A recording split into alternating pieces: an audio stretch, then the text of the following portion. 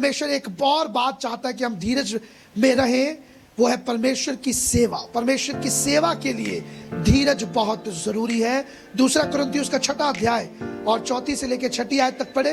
दूसरा व्यक्ति निकाले याकूब उसका 5वां अध्याय 7वीं और 8वीं आयत पढ़े। बड़े धैर्य से, छोटे धैर्य से नहीं, अधैर्य से नहीं, बड़े धैर्य से, बड़ा धीरज है, बड़ा शांति है मन में, कोई जल्दबाजी नहीं परमेश्वर की सेवकाई में, कोई उत्सुकता, कोई उतावलापन नहीं है, बड़े धीरज के साथ सेवा करते हैं, बहुत धीरज के साथ। आज सबको माइक चाहिए, हाथ में स्टेज चाहिए। मैंने पोछे से शुरू किया है, पोछे से चर्च के, धीरज रखते रखते रखते रखते 15 साल हो गए। अभी भी मैं कहता हूं मैं माइक के लायक नहीं हूं, मुझे और ट्रेंड होना है, मुझे और पवित्र आत्मा चाहिए, मुझे और अभिषिक्त बनना है।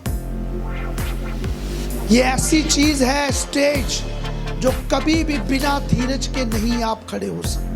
परमेश्वर की सेवकाई धीरज के साथ, आराम से, सुनकर, कम बोलकर। खुद के पास जब धीरज नहीं है, वो दूसरों को धीरज कैसे दे सकते हैं?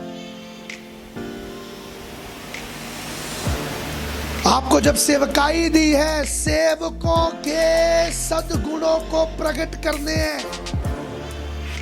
सेवक के जो सद्गुण है उसमें पहला बड़ा धैर्य होना चाहिए। हम कितने काम अधैर्यता में कर देते हैं, That's not good। याकूब पढ़िए 5वां अध्याय 7वीं और 8वीं आयत। धीरज धरो, एग्जाम्पल दिया किसकी तरह? किसान की तरह। किसान आज लगाता है कोई बीज, कल आके चेक करता है कि कितना बड़ा हो गया।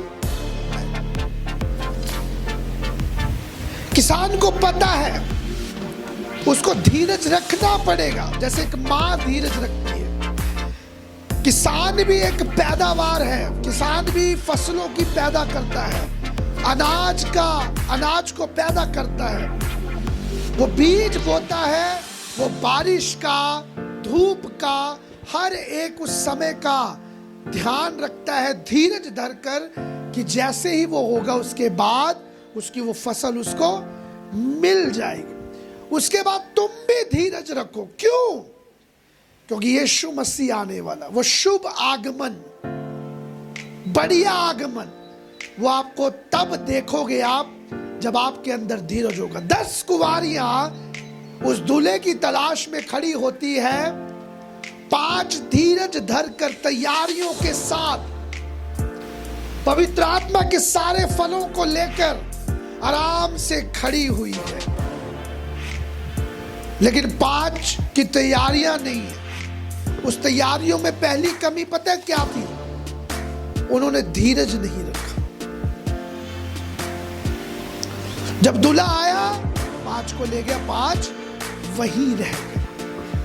आज जब हमारे अंदर धीरज हो तो धीरज इस प्रकार का होना चाहिए। हम कल का इंतजार नहीं कर रहे, हम साल का इंतजार नहीं कर रहे, हम 10 साल का इंतजार नहीं कर रहे, हम 20 साल का धीरज धर के नहीं बैठे। हम तब तक धीरज धर के रखेंगे जब तक यीशु मसीह वापस ना आ जाए। शुभ आगमन का इंतजार करना है। सोचिए आपको कितना धीरज रखना पड़ेगा। मेरे प्रिय अजीजों, धीरज आपकी एक आदत बननी चाहिए, क्योंकि धीरज नहीं रखोगे आप अधीरता में गिरोगे, और अधीरता एक पाप है। मैं कईयों को बोलता हूं वेट करो, इंतजार करो, टाइम आएगा। कुछ लोग करते हैं, वो ब्लेस होते हैं, कुछ नहीं करते, हबड़ा दबड़ी में कुछ भी करते हैं। Don't do that. मसीहों के लिए परमेश्वर ने सिर्फ हुक्म नहीं दिया, एक गिफ्ट दिया है, धीरज का गिफ्ट, जो पवित्र आत्मा से मिलता है, जो पवित्र आत्मा हमें देता है। मैंने कहा 2 पावरफुल वेपन्स हमें दिए, पेशेंस और टाइम।